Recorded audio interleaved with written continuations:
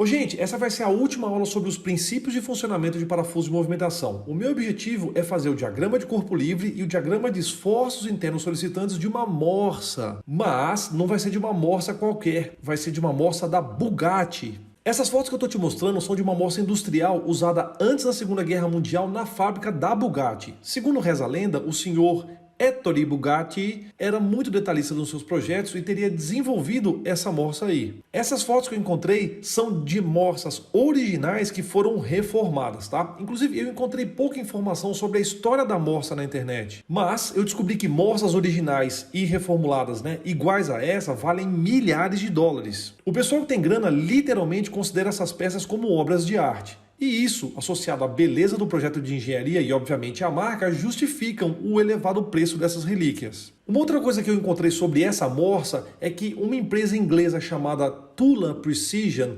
fabrica réplicas dela. Segundo o site da empresa, as morsas são feitas de ferro fundido com o design Bugatti original. Essa empresa Tula vende cada morsa dessas por 5.500 libras esterlinas mais as taxas. Essa taxa VAT na Inglaterra vale 20%, então na cotação atual o preço total da morsa dá mais de 48 mil reais. Inclusive eu ia comprar uma morsa dessa, mas por causa desse VAT aí eu achei que o preço ficou um pouco salgado. Mas caso você queira comprar uma, tá? Eu vou deixar o link na descrição do vídeo. Uma outra coisa legal que eu encontrei nas minhas pesquisas é que eu achei esse modelo tridimensional que foi desenhado em 2015. O modelo é praticamente fiel ao desenho original. Daí, para curiosidade de vocês, eu vou fornecer o link desse modelo, na descrição desse vídeo. E eu recomendo fortemente que vocês entrem lá e explorem o modelo. Aliás, esse exercício que eu estou fazendo com vocês agora nessa aula, é muito similar ao exercício número 1 da nossa lista de exercícios. Então, ao fim dessa aula, quando eu tiver terminado o DCL e o DEIS desse modelo aqui,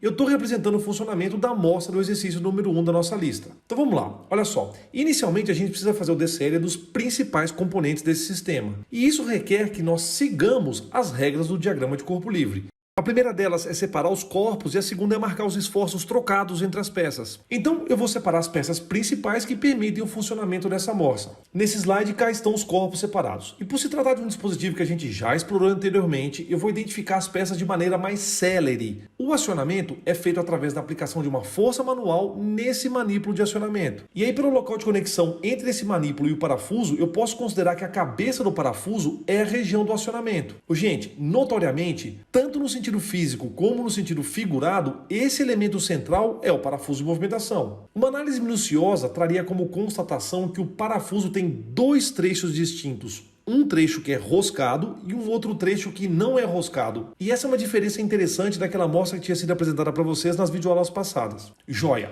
Dando sequência à nossa análise, aqui em vermelho eu destaco para vocês a presença da porca e por fim eu marco aqui a região da escora. Gente, eu fiz a marcação da escora com duas linhas de chamada para indicar que se trata de uma escora de deslizamento que funciona em decorrência do contato desse parafuso com esse anteparo indicado na figura. É muito importante eu destacar que se vocês fizessem um exercício, obviamente, vocês teriam acesso aos desenhos técnicos que permitiriam o diagnóstico do funcionamento desse sistema. Turma, nesse tipo de mecanismo, durante a operação, é a porca quem translada. Então, em termos de translação, o parafuso é um elemento para ser classificado como estacionário. Nós sabemos que esse sistema executa dois movimentos primordiais. O primeiro movimento é a sujeição da peça, que por ser o movimento mais difícil de ser executado, tem o torque resistível entre parafuso e porca, denominado como T1. E o segundo movimento desse dispositivo, é a soltura da peça, que por se tratar do movimento mais fácil de ser executado, tem o torque resistivo entre o parafuso e a porca, denominado como T2. Ao analisar esse mecanismo, basicamente, de forma simplificada, a gente detecta que existem restrições ao movimento em decorrência da interação do parafuso com a porca e do parafuso com a escora. Agora, a gente sabe que na prática existem outros atritos entre as peças, mas essas duas fontes principais de consumo de energia, ou seja, o contato do parafuso com a porca e o contato do parafuso com a escora,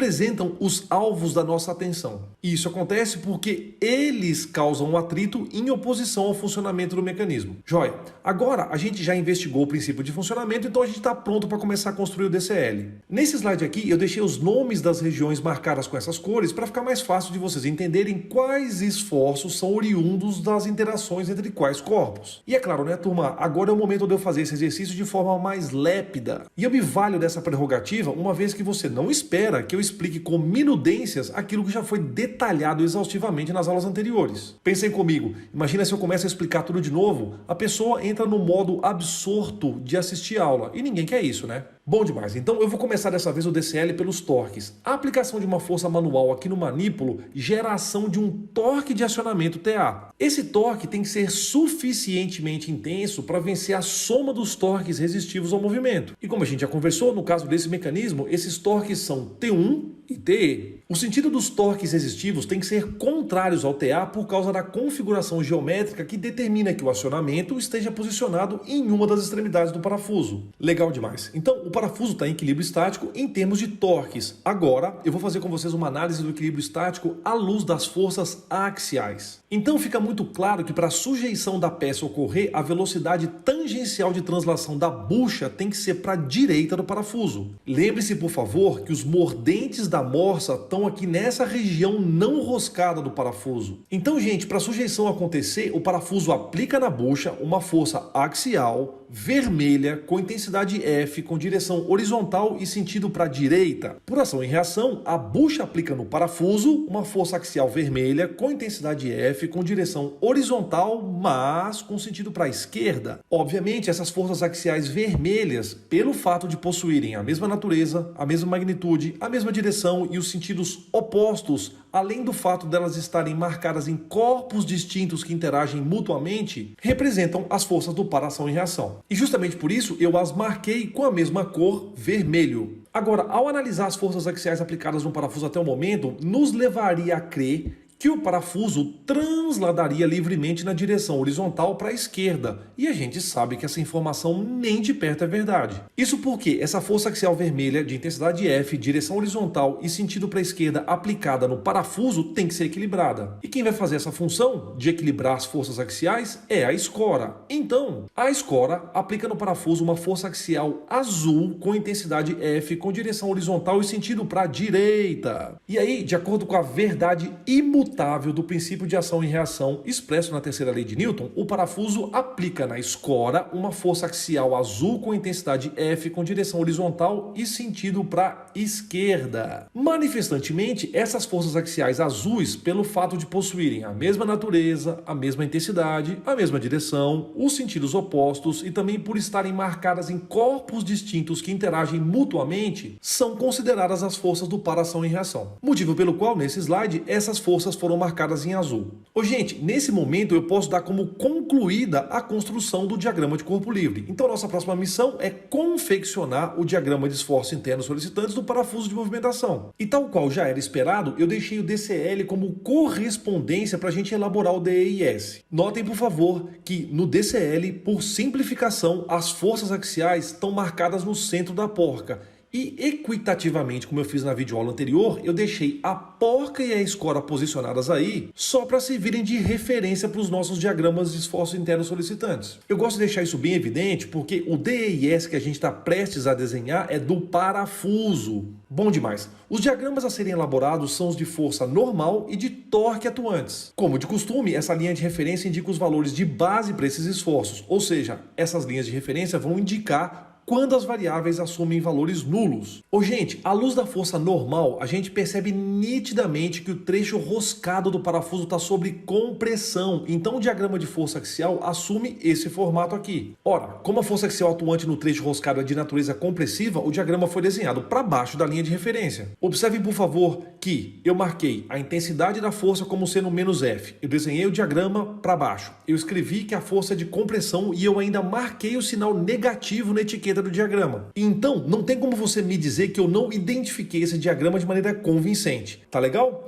Então vamos fazer uma análise aqui do diagrama de esforço interno solicitantes relacionados à força normal. Tomando como início e orientação, a face da esquerda do parafuso que está em contato com a escora, dessa região em diante, a força axial de compressão F tem intensidade integral até atingir a face da esquerda da porca. E daí, quando essa força de compressão atinge a face da esquerda da porca, acontece o fenômeno de declínio progressivo da força axial em função da posição do filete da porca. E nunca é demais, turma, quantificar esse decaimento progressivo nos 6 primeiros filetes da porca. Eu repito que no diagrama de esforços internos solicitantes não é necessária uma exatidão aeronáutica para representar esse fenômeno. Eu costumo dizer que basta que você represente essa curva média que eu já consigo identificar com clareza que você reconhece a existência desse efeito progressivo na região da porca. Outro ponto interessante é que a gente também consegue identificar quais trechos a força axial assume valores nulos. Bom demais. Então, dando sequência à elaboração do DEIS, o diagrama que melhor refletiria o comportamento do parafuso à luz dos torques atuantes é o tradicional formato de escadinha. Esse conceito já foi amplamente discutido e não requer debates suplementares. Um detalhe que eu quero comentar com vocês é que no parafuso, ao analisar o diagrama de torques atuantes, a gente nota que existe um trecho do parafuso que não é roscado. Esse trecho tem seção transversal circular, cujo diâmetro é igual ao diâmetro nominal do parafuso e está sujeito a um torque de intensidade igual ao torque de acionamento. Por outro lado, existe um outro trecho do parafuso que é roscado. Esse trecho tem uma seção transversal circular, cujo diâmetro é igual ao D3 do parafuso e está sujeito a um torque de intensidade igual ao torque resistivo da porca TE. E aí, turma, quando a gente aprender o critério da resistência mecânica dos parafusos, eu vou explicitar a necessidade da elaboração tanto do DCL quanto do DEIS. Sabe por quê? Senão a gente não consegue descobrir qual que é a seção crítica do parafuso.